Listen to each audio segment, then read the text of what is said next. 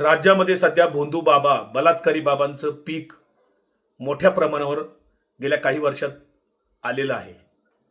अशोक खरातच्या अगोदर पारनेरमधल्या एका बाबाने एका मुलीवर अत्याचार केले.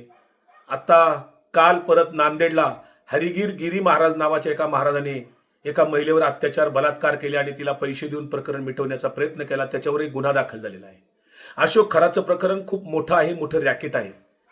असे अशोक खरात, हरिगिरी महाराज किंवा अनेक भोंदू बाबा, बलात्कारी बाबा प्रत्येक शहरात आहेत, प्रत्येक तालुक्यात आहेत. या भोंदू बाबांचं, बलात्कारी बाबांचं सरकार नेमकं काय करणार आहे? जादूटोणा विरोधी कायदा या राज्यात असताना या भोंदूगिरीला सरकार आळा घालणार आहे की नाही?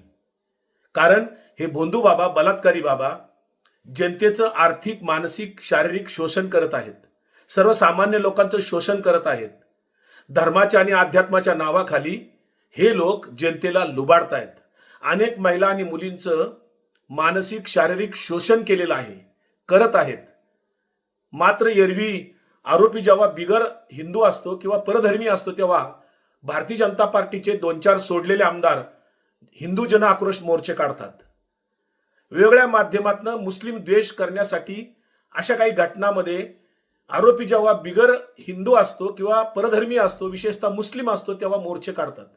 भारतीय जनता पार्टी, RSS परिवारातल्या ह्या हिंदुत्ववादी संघटना या भोंदू बाबांच्या विरोधात, बलात्कारी बाबांच्या विरोधात चकार शब्द काढत नाहीत.